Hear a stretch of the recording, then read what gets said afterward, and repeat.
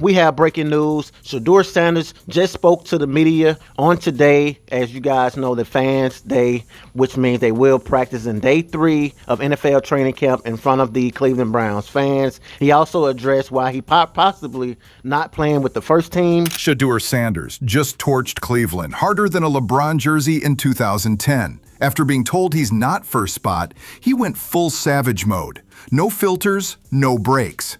What did Cleveland say? What did Shedeur do? Let's just say the Browns weren't ready.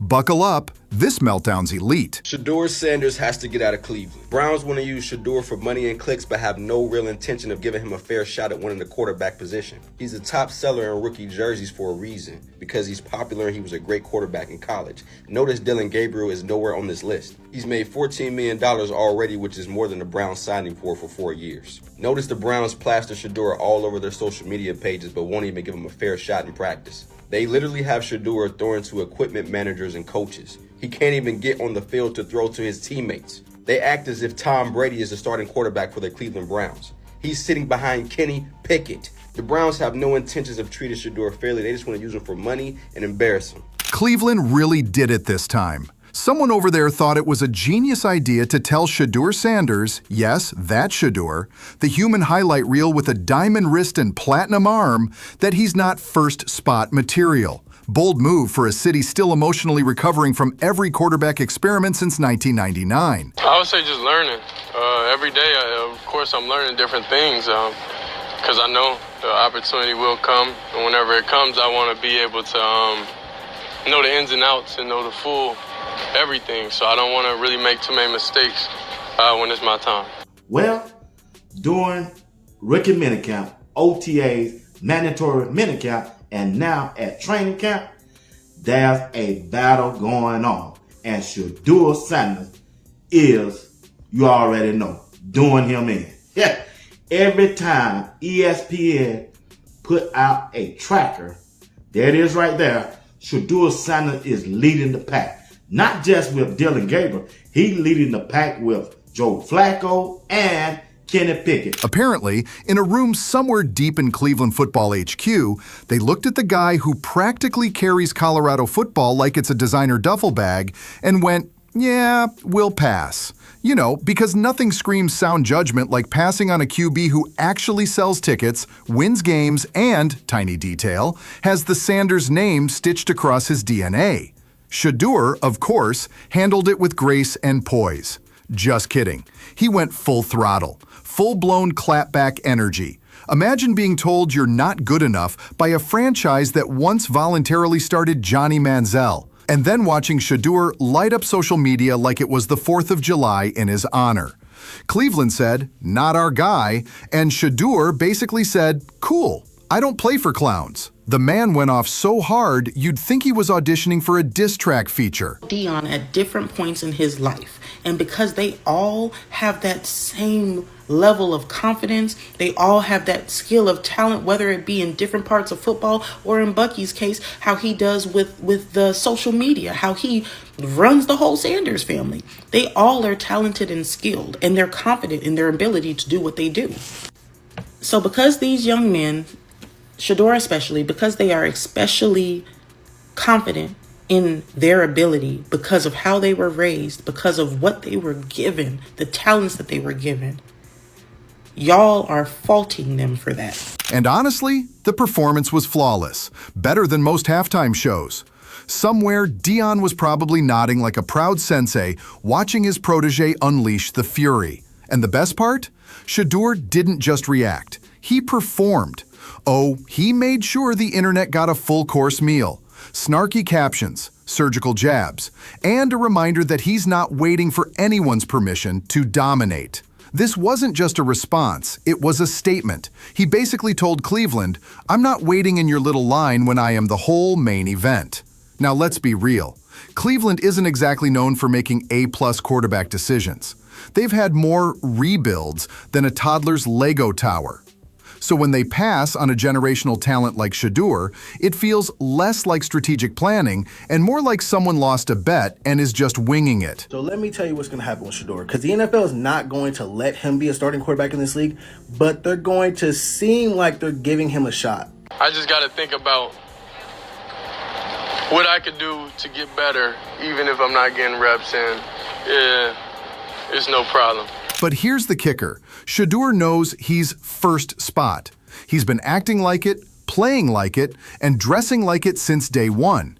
The man wears watches mid-game and plays like time actually bends for him. If confidence was currency, Shedeur would have bought the Browns and turned them into a D1 college prep school just to remind them how this is done. And let's not forget what's happening on the field. While Cleveland's still trying to figure out if Deshaun's shoulder came with a warranty, Shedeur's been stacking numbers like it's a game of fantasy football, and he's both the manager and the league commissioner. First spot? He is the spot. Cleveland fans, bless their eternally tormented hearts, tried to downplay the shade. Oh, it's just a motivational thing. Yeah, and a flat tire is just a fun way to get more steps in. This wasn't motivation. This was football's version of a spit take. You tell a future NFL star he's not worthy, and now you've got to watch him make every other team look like they're playing in slow motion. I say definitely the playbook. Yeah, I'm getting super comfortable in the playbook for sure, and it's helping me out, overall in the field. And in true Shedeur fashion, he didn't let the media twist the narrative. Nope. He grabbed the microphone, lit it on fire, and mic dropped on an entire city. The message? If you're not smart enough to see the gold mine in front of you, that's your poverty mindset problem, not his. But oh, don't worry. The internet did not miss this. The memes were in full force. Someone photoshopped Shedeur with a throne made out of Browns helmets. Someone else wrote, "Cleveland passed, now Shedeur's just passing everyone." Petty, absolutely. Deserved? Tenfold. And the other NFL teams? You can bet they're quietly updating their draft boards while pretending they weren't part of the same "we're not sure" echo chamber. Now they're realizing they better get in line before Shedeur decides he's done auditioning for approval from franchises who treat decision-making like a game of darts. Because their daddy is the Deion Sanders, y'all are associating them with other Nepo babies who don't work hard. The Sanders boys have shown us that they all work hard. But because the NFL could not get Neon Deion the way they wanted to when he was playing, they are now retaliating against his children. It seems like Shedeur did something that he continues to do. And while people want to, say he can or can't or do this and that, all I see him is really being able to outplay what he's able to do. He was asked in the media about the starting position. He answered that with grace. He answered that with humility. He is taking over the Browns training camp right now. Let's be honest here. Shedeur's not just a quarterback. He's a walking brand, a headline generator, and a highlight factory, all wrapped into one player who actually backs it up. He's flashy but functional, confident, not cocky, unless you cross him and then it's war. And if Cleveland wasn't ready for that storm, well, guess what? It already hit. This wasn't just a response to being disrespected, it was a career-defining pivot. Shedeur didn't beg for validation. He mocked the idea that he needed it. And in doing so, he reminded everyone watching that the real game isn't played in meetings behind closed doors. It's played in stadiums, on social media, and in every fan's mind who's already buying his jersey before he even picks a team. Yeah, this dude has came back showing you his arm talent, showing his ball placement skill, footwork, and everything that you need to see from a quarterback. Shedeur Sanders is mentally tough, ready for the challenge. He's showing you his arm talent. He's showing you his work ethic, and most important part about it, decision making with that football. It's a must now. It's different. It's a must now. And we're not only documenting the journey for the Browns and to be a starter for the Browns, but considering it is the Browns and the decisions they make, if he continues to stack days, this could be an interview for another team. This could be adding to the resume for another team. That's something you got to throw out there. So Cleveland can keep doing what they do best, second-guessing greatness and misreading the room. Meanwhile, Shedeur's moving like someone who already knows how the story ends. Spoiler, he's not just in the draft, he is the draft. Every other QB is just there for vibes. And when that day comes, when one franchise finally wakes up and snatches him at the top, Cleveland will be right there, watching from the nosebleeds, wondering how they fumbled another bag. Only this time, the bag had neon lights, a marching band, and a Sanders logo stamped on the side. Classic Cleveland, historic Shedeur.